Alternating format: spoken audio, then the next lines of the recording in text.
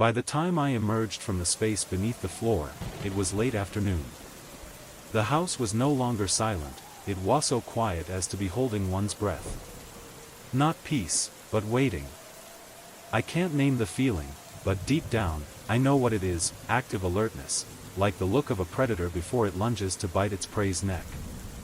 I spent the rest of the afternoon trying to focus on work, but every time I bent down to install wires or attach sensors, I felt a fleeting movement in the corner of the eye, and when I looked up, there was nothing there. That night, in my dorm room, I didn't check my data log like I usually did. I was afraid I would see something I couldn't deny. But as midnight approached, curiosity overcame my fear. I turned on my tablet. All data displayed clearly: there was movement in the house when I left, and not just one, but a long series of activations, moving through each room, each hallway, each floor. But there is one thing that makes my blood run cold. At least 3 times, the sensor picked up movement behind the wall, right where the crack I found in the basement was. I flipped open the blueprints of the house. There was nothing behind that wall. No side rooms, no hidden hallways, nothing. But the sensors said there was something moving in non-existent space. I began to doubt myself. Was it exhaustion? Lack of sleep? The haunting sight of the farm?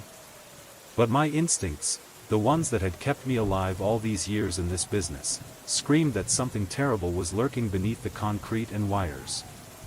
The next morning, I returned determined to take a closer look. I brought along my thermometer and infrared camera. As I approached the wall, I turned on the camera. The screen showed a blurry image, an unusually cold area, a human figure, standing still against a concrete wall. I couldn't breathe. The image disappeared in seconds.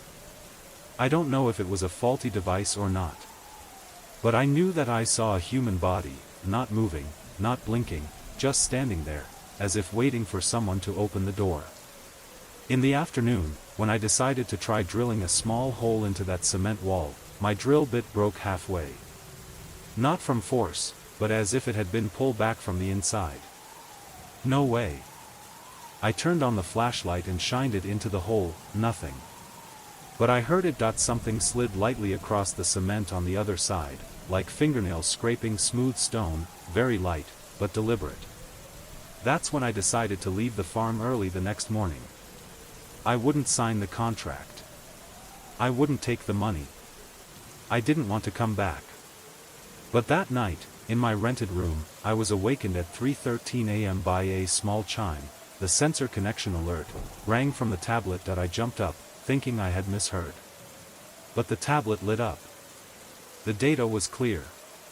A new sensor has just been activated, but I have never installed a sensor in that location. The sensor label automatically reads, rear corner room, east face. I looked at the floor plan. There were no rooms on the east side of the ground floor. I checked the plan, every wall, every door. But the sensor was clear: there was movement, continuous, back and forth, like someone was walking, with a completely steady rhythm, without stopping. I tried removing the sensor from the system. The tablet was unresponsive. I unplugged it. The screen stayed on. And then, for the first time since I took this job, I heard a knock on the door of my room. 3 words, slowly, decisively. I didn't open the door. But I knew who: Orsamething, standing on the other side. On Friday morning, I made a decision that was both necessary and foolish: to return to the underground tunnel and follow it to the end. I thought, or fooled myself, that I was doing this for technical reasons. A good technician wouldn't ignore structural irregularities. A professional wouldn't let a system malfunction without investigating it thoroughly. But the truth was different. I couldn't take it anymore. The feeling of being watched, the whispers, the moving instruments. It was all pushing me closer and closer to the heart of something indescribable. I returned to the engineering room, this time with a high-powered flashlight, a handheld thermal camera, and a string to mark my way back. I squeezed into the narrow space, feeling my way along the wooden frame, until I reached the location of the strange tunnel. It was no longer just a short distance, the cellar walls were now reinforced with old wooden panels, carefully nailed from the inside. I realized someone, or something, had been expanding the tunnel over the past few days. The feeling of being cramped, dusty, and the smell of damp wood combined with old insulation made for a stuffy mix. But what made me shiver was, have footprints not clear, not complete, but enough to make out, someone had entered this tunnel recently. And the footprints, irregular-shaped toes too long. No heel mark. I shined my light down and crawled slowly on. The tunnel stretched for meters, winding through beams and piles supporting the floor. Then I came across the small room, which seemed to be a hidden space that had been deliberately carved out, was located right below the living room. The walls were made of plywood, scuff marks running across them as if fingernails or claws had scratched them 100 times. There was something in the middle of the room, a doll made from wire, rags and real hair. Human hair. I stepped back, my heart pounding. Then the thermal camera beeped faintly. A hot spot had appeared in the scanning area behind me. I turned and shined the light.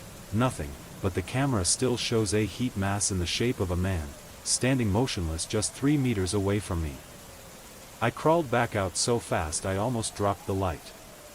The marker wire rolled over my shoulder like a snake, and as I emerged from the tunnel, the feeling of pressure in the house became evident that it was no longer subjective. No longer imagined. The air was thicker. The smell was different. A metallic, rotten wood smell, like dried blood trapped in a glass jar for too long. I left the house immediately, without locking the door or packing up my tools. I drove straight back to town, intending to see Mrs. Hartwell the next morning, explain that I could not continue the work, return my deposit, and end all involvement. But when I got to town and went to the address Mrs. Hartwell had given in the contract, I found only an antique shop that has been closed for many years. Asked the people nearby, no one knew of Mrs. Hartwell. An old man selling petrol said, "Hartwell Farm? It's been sealed since that incident. There's no one left of them." I asked, "What is the matter?" The old man looked at me as if I had asked if the sun rose in the east. "Don't you know? Mr. Hartwell's wife burned herself to death in her house after killing her husband. The police never found the body of their son. Just blood. All over the house." I stood still, everything around me seemed to slow down. I remember very clearly, I was talking to a woman who called herself Mrs. Hartwell via phone. I also have call recording, save messages.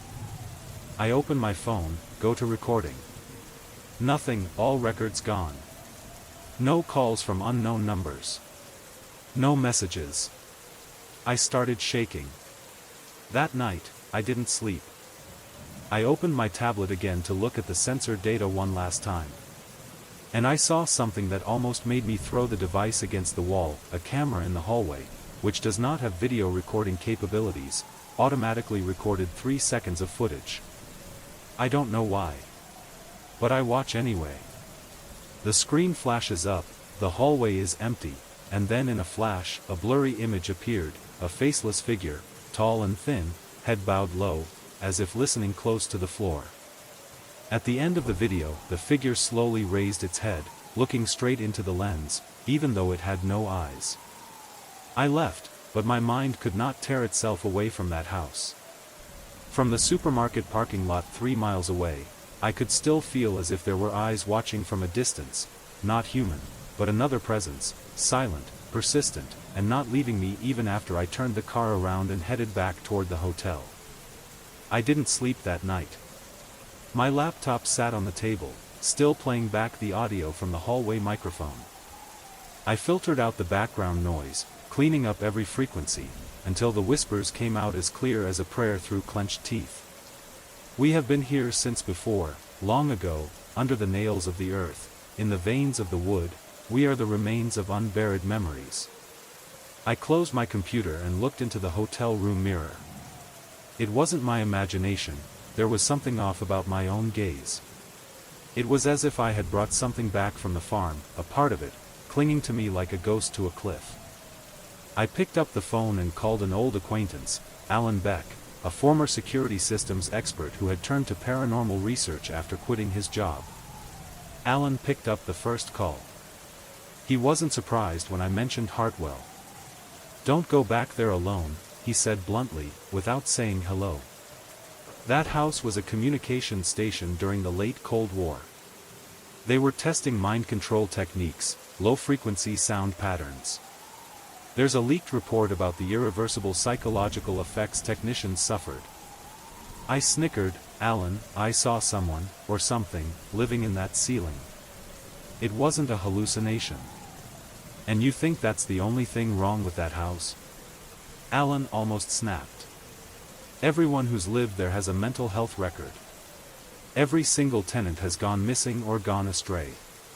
The last I heard about Hartwell, there was an 8-year-old boy who locked himself in the stairwell for 6 days, didn't eat, didn't sleep, just muttered something about people who live in walls. I don't think that's a coincidence." I was silent. "You need to come see me. Bring the house maps, all the sensor data. Something is going on, and I fear it goes beyond technology." The next morning, I returned to the farm. I knew it was stupid, knew that no sane person would do that, but I needed something tangible, proof. The whispers, the scratches, the tunnels, they could still just be the work of a homeless person, or a psychopath on the loose. I needed to know. It was raining. The sky was a thick gray fog. I opened the door with the spare key Hartwell had left me, and the air inside was so stuffy that I felt like I was being forced into another world. The air smelled of damp earth and rotting wood, as if the house were decomposing from the inside. I checked my equipment, placing new sensors around the hallway and living room. I also hid a small infrared camera right in the ceiling vent where I had last seen the creature. At night, I stayed. I wanted to record something real, not sounds, not random movements, but images. I lay on the couch, the light from my reading lamp shining on my hand-drawn map of the house. I marked every area of digging, every strange recording location. Then my phone beeped. 2:44 a.m. Ceiling camera detected motion. I turned on the app, my heart pounding. The screen showed a blurry gray scene, a creature crawling out of the tunnel. It moved on all fours, but the way it moved was unlike any animal I had ever seen. Its movements were both random and purposeful. It approached the camera, and stopped. Its eyes looked straight into the lens, at me. Then the screen went black. The camera suddenly turned off. I stood up abruptly, feeling a chill down my spine. A small voice echoed from behind the wall, clack, clack, clack. Knock. 3 times. Very steady. Very slow. I walked towards the wall. It knocked back. I don't remember screaming or falling to the floor first, only that I felt like I was being sucked into another dimension, one where the laws of physics, time, and memory were distorted. I saw strange shapes flitting past the edges of my vision, shadows longer than human shadows, whispers echoing back from inside my own head. He's taking up space, he's encroaching on space, pushing us into the final gap. I fainted. I woke up in the morning with a pounding headache, the floor cold under my cheeks. Outside the window, the sky was still drenched in rain. I couldn't remember if I had fallen asleep or been hypnotized. But the data was there, everything was recorded on a private hard drive I had installed in the computer room. I took the hard drive and left immediately. Don't look back. Not again. I didn't return to the hotel. Even though it was early in the morning, I drove straight to the city, more than 2 hours away. On the way, I called Alan Beck. I have proof, I said, my voice hoarse. The camera caught it. It looked at me, it knew I was watching it. Alan didn't ask any more questions. He just told me to come to his lab in the basement of an old apartment building on the east side of town. Alan's office is cluttered, books, electronic equipment, geomagnetic maps, and dozens of monitors that monitor wireless sources he calls energy disturbances. I set the hard drive on the table. Alan opened the video file. When the clip reached the moment the creature looked directly into the lens, Alan paused. He rewinded the scene 3 times, each time increasing the contrast and stretching the color channels. "This isn't human," Alan muttered. "At least not completely anymore." I said nothing. "See the eyes?" Alan pointed at the screen. "They don't reflect light like human eyes. They reflect like nocturnal. Like an owl. A cat. But it's too big to be a beast. And the way it balances itself, like an insect." "Insect?" "No, I didn't say it was an insect. I said it learned to move like an insect. It mimicked. But not randomly. On purpose." Alan was silent for a few seconds. "They don't just live in the house. They learn how to become part of the house." That statement made me shiver. 2 days later, I received a text message from Mrs. Hartwell. "We heard someone laughing in the air conditioning system at 2 a.m. No one in the house was asleep. Can you come back and check?" I didn't plan on going back. But then I realized, if I didn't end this, more people would be caught up in it. And more than that, something in that house had followed me.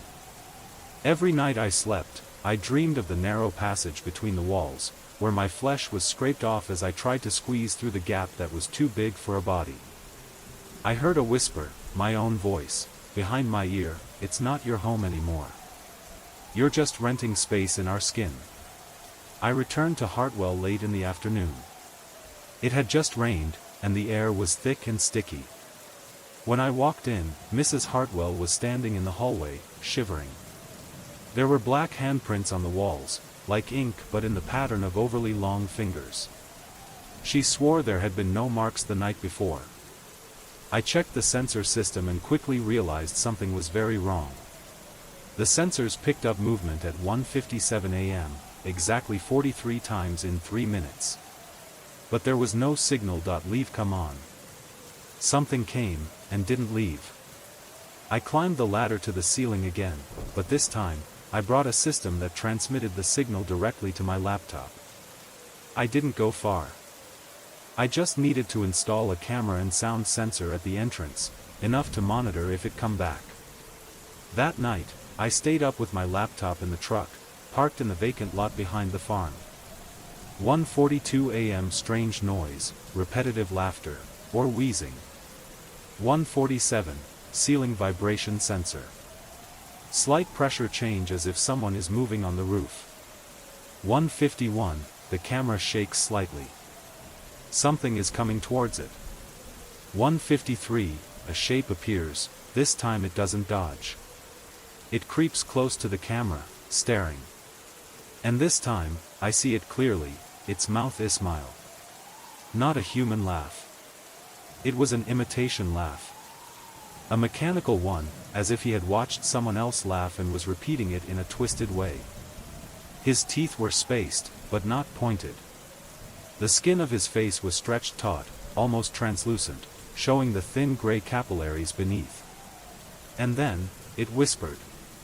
"Space is never enough. We need more." Alan arrived the next morning, bringing with him a magnetic field meter and a thermal imaging camera. The result made him pale. The temperature in the back wall of the stove was 10 degrees lower than the room. There was no way to explain it unless there was a cavity or a separate air system inside. "What do you mean?" "I think there is some kind of hidden room system. Maybe someone rebuilt the house from the inside, not following the original blueprint. And I think whoever is living in this house didn't use our path. We drilled a small hole and inserted a fiber optic camera. What we saw is something I still can't forget. Inside was a room. No door. No entrance. Just a space between the walls, a living nest. There is someone in there. No, have something. It sat with its back turned, its head tilted to one side, as if listening. On the wall were hundreds of characters, drawn in dried blood. Alan pulled out the camera. "We have to break down the wall," he said, his voice as hard as stone. I looked at him. "And what if it doesn't want to be found?" Alan looked at me, his eyes empty. "Then it already knows I am coming. And now, it will come too." We began tearing down the wall at dusk. Alan used a hand saw to cut along the water pipe, where the temperature sensor showed a noticeable difference. Each cut emitted a dry whine, as if the house were sensing the intrusion. The first panel fell away, revealing an unusually thick layer of soundproofing. The second was dark wood, which looked as if it had been burned.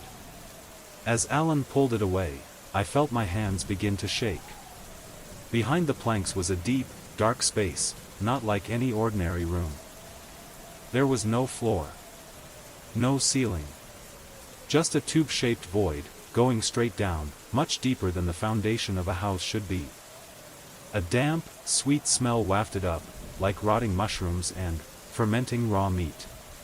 Alan shined his flashlight on it, then whispered, "It's alive." I looked at it and understood why he said that. The interior walls are not made of wood or brick. They breathe. The mottled skin pulsed with the wind. Veins, or something like them, were visible in the semi-transparent membrane. And deep down, I saw a pale yellow light flickering like the eyes of an animal. A cold wind blew from that unknown depth, and I heard a whisper. Indistinct. Inarticulate. Just hot echoed in my head, not with a sound but with a feeling of compulsion. "Don't touch my skin." Alan didn't hear. He just looked at me, his brows furrowed. I turned away. "We can't go in. We shouldn't go in." He nodded. But that night, he did not leave. I woke up at 3:17 a.m., with the feeling of someone looking over my shoulder. I didn't open my eyes. Didn't move. Just listened. Scratching. On the door. Not hard. Soft. Like a child's fingernails. But steady.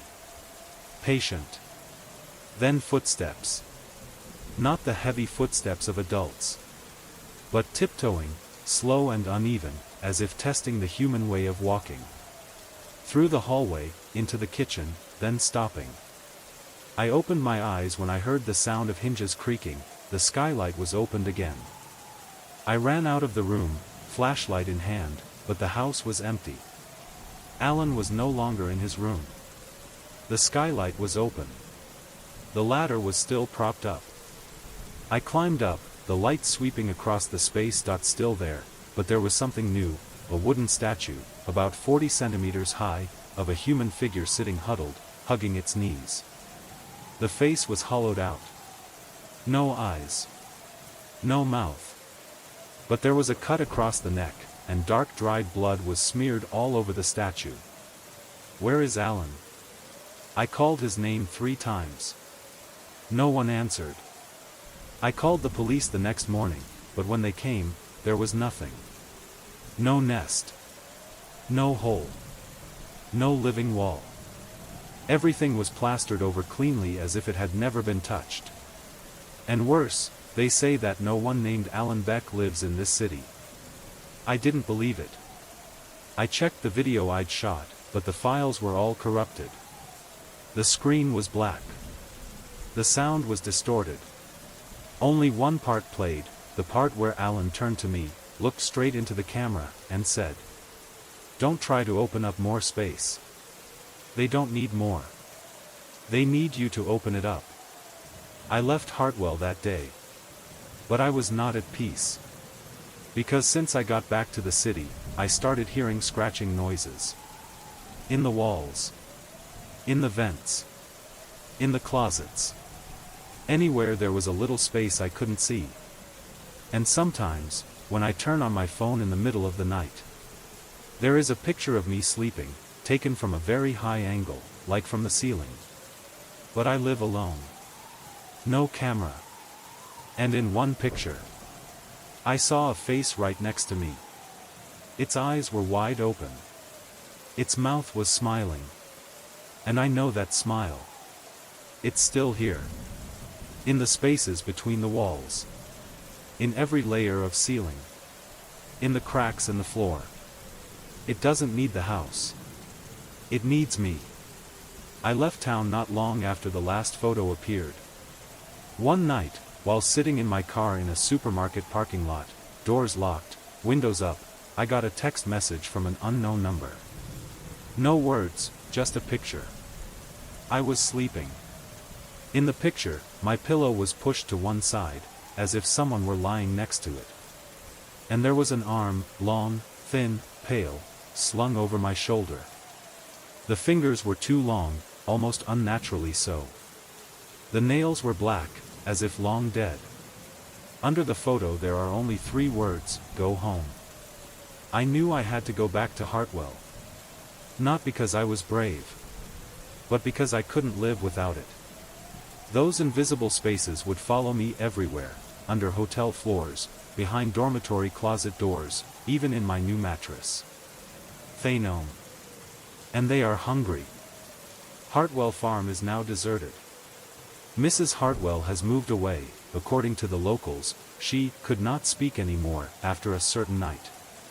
She just sits, just shakes, and whispers, "It's going down." No one understood what she said. But I understand. I re-entered the house through the old side door. Everything was the same: dust, creaky wooden floors, unlit lights. I grabbed my flashlight and headed straight for the room containing the bunker Alan and I had seen. Only, there are no more walls. No more hallways. The house has changed from the inside. The rooms no longer followed the same plan. They were all turned, curved in ways that made it impossible to tell which way to go. The hallways repeated themselves. Windows opened onto blank white walls. The stairs leading down led to the same floor as the one before, but with one difference: the lights were dimmer, and the smell in the air was thicker than rust. And in the middle of the central room, the nest many times larger. Like an open belly, huge, black, and pulsing. Pieces of wood, old cloth, broken electronics, and human hair, were woven into spirals around the mouth of the hole. I heard Alan's voice. Not from the mouth, but from the walls. "I see. They don't come from anywhere. They Tibet hose spaces. They grow from being forgotten." His voice came from many places, echoing through the distorted space, repeating each word but sliding like tape from a warped record. "They grow from being forgotten, forgotten, forgotten." I stood at the edge of the pit. The light from the flashlight faded. And I saw something crawl out, not noisy, not hurried. A shape that resembles a human, but not human. Its spine was undulating like waves. Its arms reached to its knees, its claws scraping the tiles with a metallic sound. Its skin was ashen gray, its eyes had no pupils. Just whites, and its mouth. The mouth doesn't open, but still makes a sound. "You opened the door. Now stay."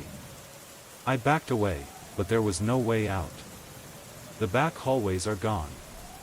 It came close. But not aggressively. It just touched my forehead lightly, with a cold finger, and memories started pouring in. Not mine. Of the people who lived here.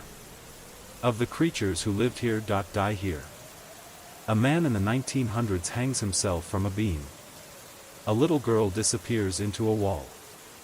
An electrician sees a skylight and never returns. And finally, the image of Alan, eyes open, mouth closed, crammed deep into the ceiling, alive but soulless. I don't remember how I got out of there. I only knew when I woke up, I was in a nearby town hospital, with my right hand broken and my fingernails inverted. They told me I had a car accident. But I have never driven there. And when I peeked into my medical records, in my pocket, they found a piece of paper, scribbled in my left hand. "Never open more space. The am hungry." I still hear the scratching every night. And recently, I discovered a small gap behind the bathroom mirror. Only about 2 centimeters wide. But enough for one eye look out. I woke up. The room was cold. My heart was pounding in my chest. The night light, the LED one I kept plugged in every night, had gone out, though I was sure I'd left it on. And then I saw it. On the inside of the window pane, is drawing. A circular pattern, layered and repeated, as if traced with a fingernail or sharp object. The mark was still fresh, faint, as if someone had dipped a fingertip in oil and smeared it on the glass, from inside. I couldn't breathe for a few seconds. I turned on all the lights in the house. One by one. And then I turned back to the window. But the drawing has disappeared. Nothing but my own fingerprints, wet and panicked. The next morning, I installed 3 more cameras, one facing the bedroom, one in the hallway leading down to the garage, and one facing the attic where I stored my stuff. I also checked the electrical history, no sign of a short circuit or power outage. But the cameras captured something I never thought I'd see. At approximately 2:47 a.m., a black shadow glided down the hallway. There was no clear shape, it was just a dense dark mass, like a black smoke flowing backwards. No sound. No shaking of the curtains. But all the cameras went blank for 3 seconds. And then, in the footage from the bedroom camera, I saw myself sleeping sideways against the wall, and there was a small hand on my shoulder. Just a glimpse. But clear. A human hand, not mine. I sent the video to an old friend, Clara, a signal analyst who works for a private security company. She didn't respond right away.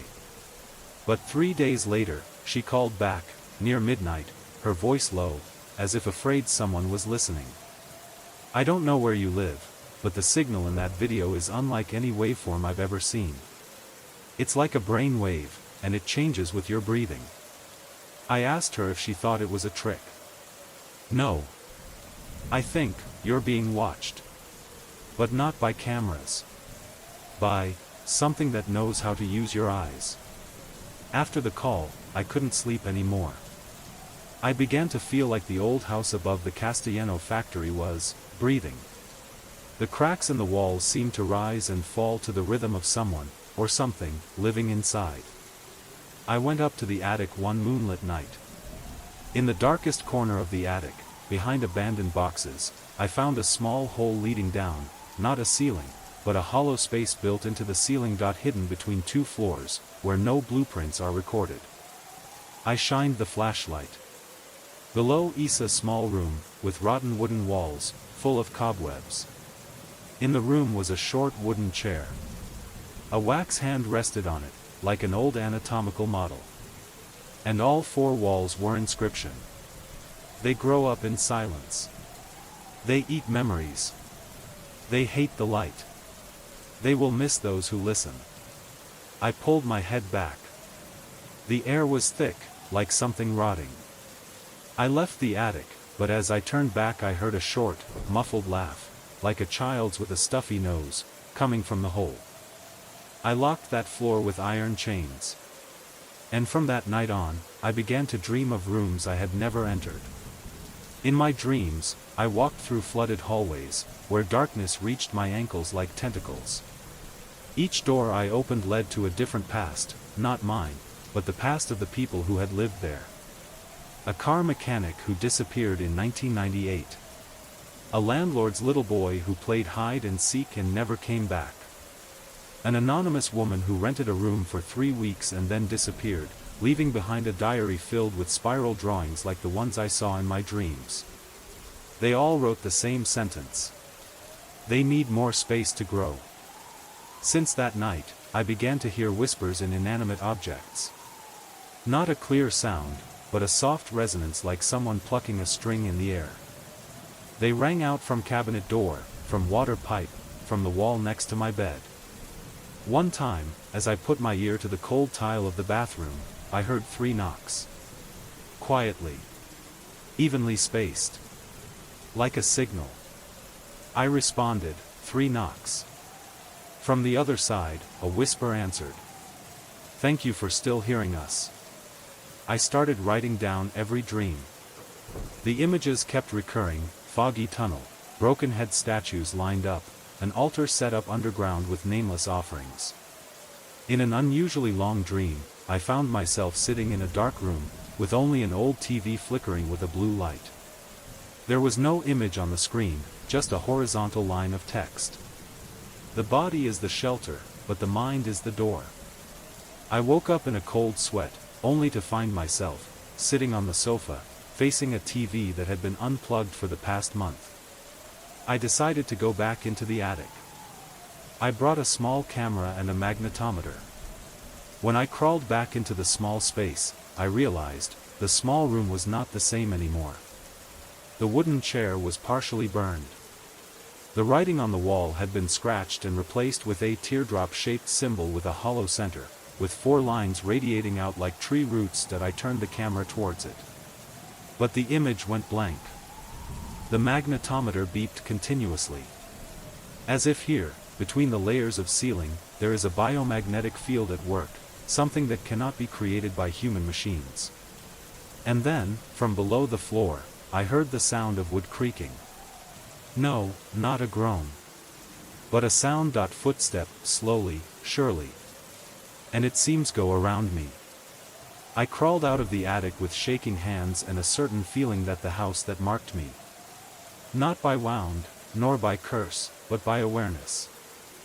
I began to see people I don't know walk past my window. An old lady with braided hair dragged her feet on the sidewalk, even though I lived on the 3rd floor, with no outside walkway. A child in a vintage nightgown, standing right on the fire escape, eyes wide open but not blinking, holding a piece of paper scribbled. "The 3rd door is open. But you must open your eyes from within." I went to the town library. Looked up old records about the Castellano factory. This place, according to an old newspaper from 1961, was once used as a body repository for a secret organization that studies the collective subconscious, the group's unofficial name, the Keepers. They believe that there is a kind of primordial memory stored in architecture, and that there are certain physical structures reactivated.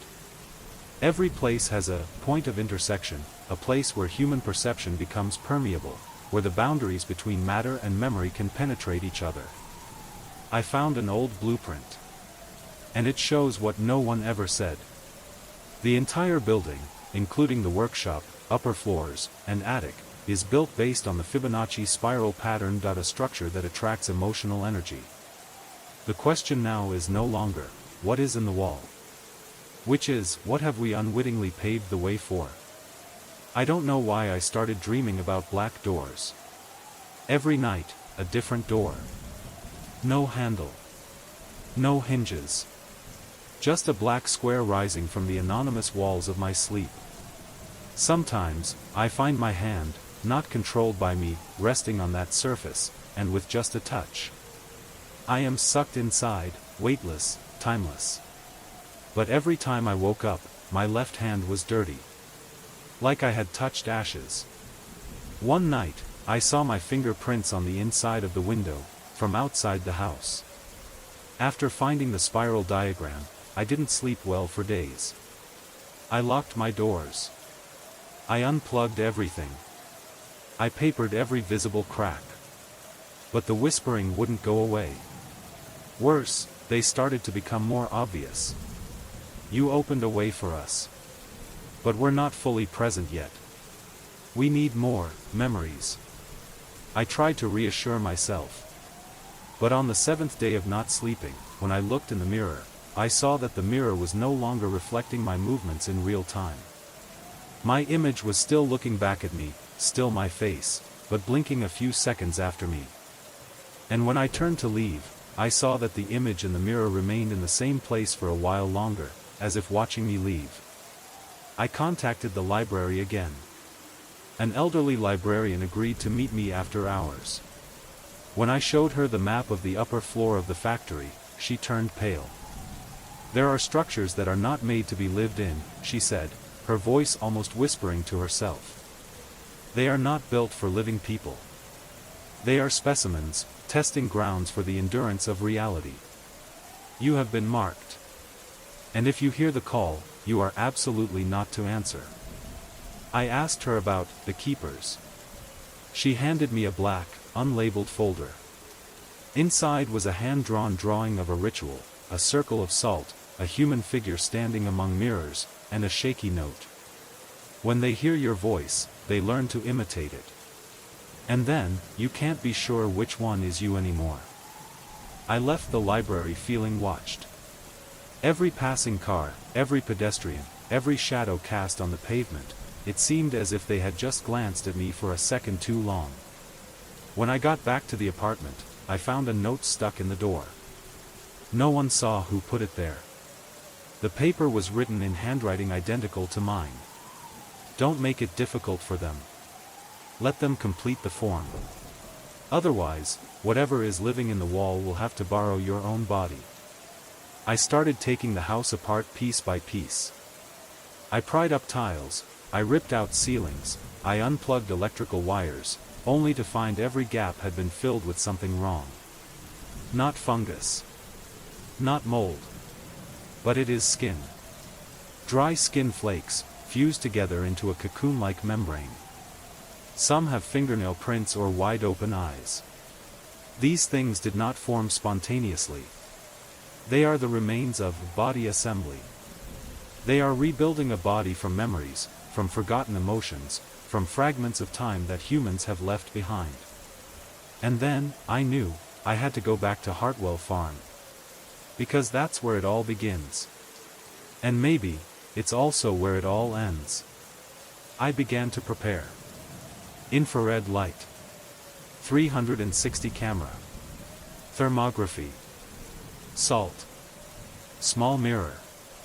And a handwritten protocol copy written in a language no longer spoken by any country.